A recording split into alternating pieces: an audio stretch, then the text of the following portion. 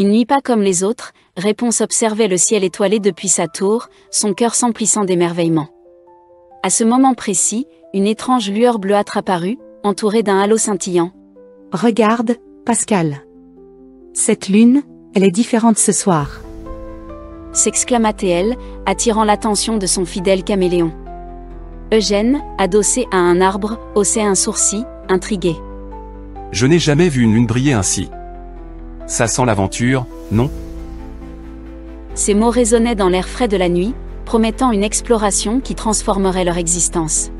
Avec cette curiosité insatiable, Réponse se rendit à la bibliothèque royale, un lieu empli de savoirs oubliés. Elle feuilletait un grimoire poussiéreux lorsque ses yeux s'illuminèrent à la vue d'un passage sur la lune bleue. La lune bleue, une nuit magique où des portes cachées s'ouvrent vers un royaume oublié. Lit-elle à haute voix, ses pensées déjà enflammées par la promesse d'un nouvel univers. Eugène, à ses côtés, sourit malicieusement. Donc si on trouve cette porte, on pourrait découvrir un monde inconnu ?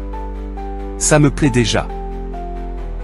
Leur cœur battant d'excitation, Réponse et ses amis se mirent en quête des indices disséminés dans le jardin royal.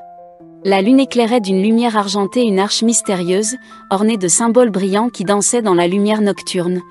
Je ressens une énergie étrange. Peut-être que...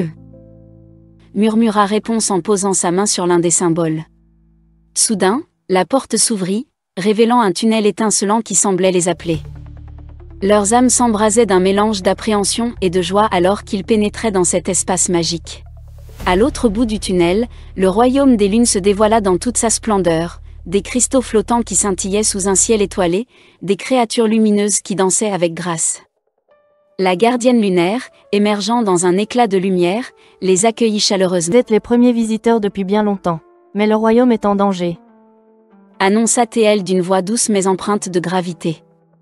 Réponse, déjà plongée dans l'inquiétude, ne put s'empêcher de demander. En danger ? Que pouvons-nous faire pour aider ? La gardienne leur expliqua que le cristal au centre de ce royaume maintenait l'équilibre des lunes et que sa fissure menaçait de faire disparaître toute la magie. Si le cristal se brise, tout sera perdu, ajouta-t-elle, la voix remplie d'une gravité poignante. Réponse, n'écoutant que son courage, déclara avec détermination. Je ferai tout ce que je peux pour vous aider. Elle savait qu'une épreuve les attendait, mais un élan de bravoure l'habitait, prête à relever le défi. Cependant, une ombre ténébreuse, cachée dans les coins sombres du temple lunaire, surveillait tout. Mystérieux et menaçant, cet être La lumière de cette fille est trop forte. Je dois l'arrêter avant qu'elle ne restaure l'équilibre. Réponse, consciente des dangers qui se profilaient, s'arma de sa lumière intérieure. En mettant toute sa foi dans la magie qui pulsait en elle, elle ferma les yeux. Ses cheveux émirent une lueur dorée fusionnant avec celle des lunes pour refermer la fissure du cristal. Le royaume, rétabli dans ses pleins pouvoirs, scintillait d'un éclat nouveau. La gardienne lunaire, le sourire aux lèvres, remercia Réponse pour son courage. Oh, merci, Réponse, votre lumière a permis de restaurer l'équilibre. Vous serez toujours la bienvenue ici. Eugène, amusé et soulagé, observa. Une autre mission accomplie avec succès. Qui aurait cru qu'on sauverait la lune elle-même ? Réponse, le cœur léger, répondit par un sourire radieux. L'univers est rempli de mystères, et je suis prête à en découvrir encore plus. La porte lunaire se referma lentement derrière eux, laissant entrevoir d'autres aventures à venir, bercées par la magie des lunes.